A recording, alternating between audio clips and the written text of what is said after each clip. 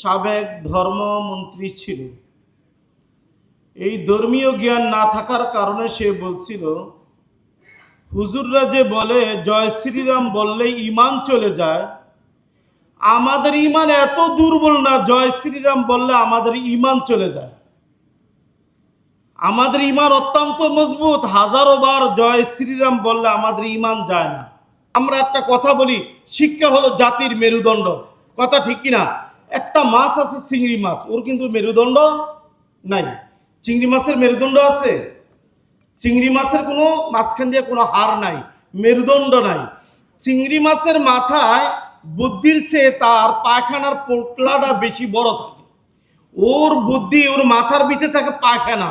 ফলে যারা রাত্রে মাছ শিকার করে তারা জানে চিংড়ি মাছকে ঘাই দিতে গেলে পিছনে দিতে হয়, কারণ সামনে দৌড় পারতে পারে না, পিছনে দৌড় পারে।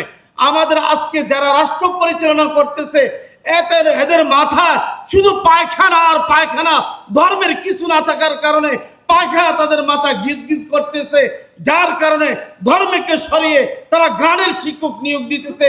আর তারা নামাজ পড়া জানে না, জানাজার নামাজ তারা জানে না। আমি অনুরোধ করব আমাদের অচিরেই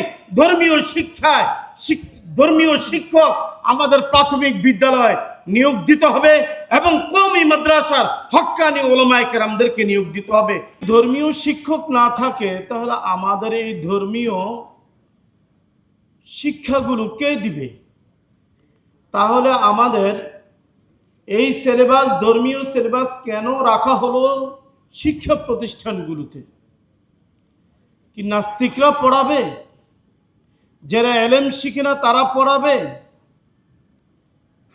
ফলে আমাদের যেই সাবেক ধর্মমন্ত্রী ছিল, এই ধর্মীয় জ্ঞান না থাকার কারণে সে বলছিল, হুজুররা যে বলে জয় শ্রীরাম বললেই ঈমান চলে যায়, আমাদের ঈমান এত দুর্বল না জয় শ্রীরাম বললে আমাদের ঈমান চলে যায়।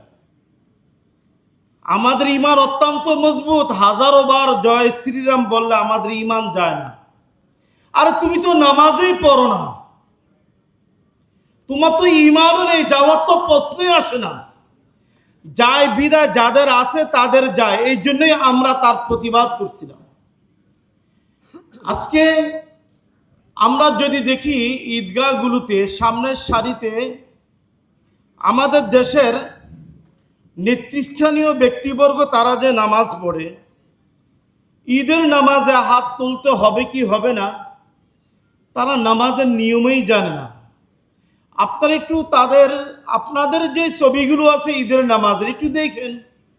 জানাজার নামাজ যখন কোনো মন্ত্রী কেউ মারা যায়, হয়তো ধর্মীয় খাতিরে জানাজার নামাজে হাজির হয়, তো জানাজার নামাজে হাত ছাইরা হাত তুলতে হবে কি হবে না, ওইখানে দেখা যায় বড় বড় মন্ত্রী মিনিস্টাররা ধর্ম সম্পর্কে তারা কিছুই যে জানে না সেই জিনিসটা সুস্পষ্ট হয়ে যায়।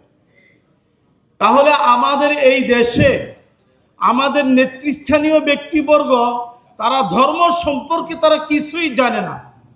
তাহলে আমাদের এই ধর্মীয় শিক্ষক নিয়োগের ব্যাপারে তারা সেখানে ধর্মীয় শিক্ষক না দিয়ে তারা গানের শিক্ষক নিয়োগ দেওয়ার অর্থ হলো, কোরআনুল কারীম যে বলছে ইহুদি নাসারা খ্রিস্টান মক্কার মুশরিকরা আবু জাহেল উতবা শাইবা তারা যে বলছিল ক্বালাল্লাযীনা কাফারু, কাফেররা বলে এই কথা, লা তাসমাউ লিহাযাল কুরআন, তোমরা এই কোরআন শুনিও না, ওয়ালগাউ ফীহি লাআল্লাকুম তাগলিবুন, যেখানে কোরআনের কথা হয় সেখানে তোমরা হট্টগোল বাঁধিয়ে দাও যেন জাতি কোরআন থেকে দূরে থাকে।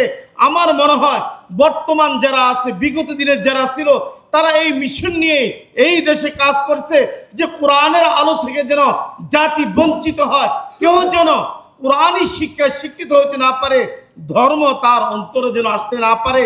যদি ধর্মীয় শিক্ষা থাকে তাহলে চুরি করা যাবে না, ডাকাতি করা যাবে না, দেশের অর্থ পাচার করে বিদেশে নেওয়া যাবে না,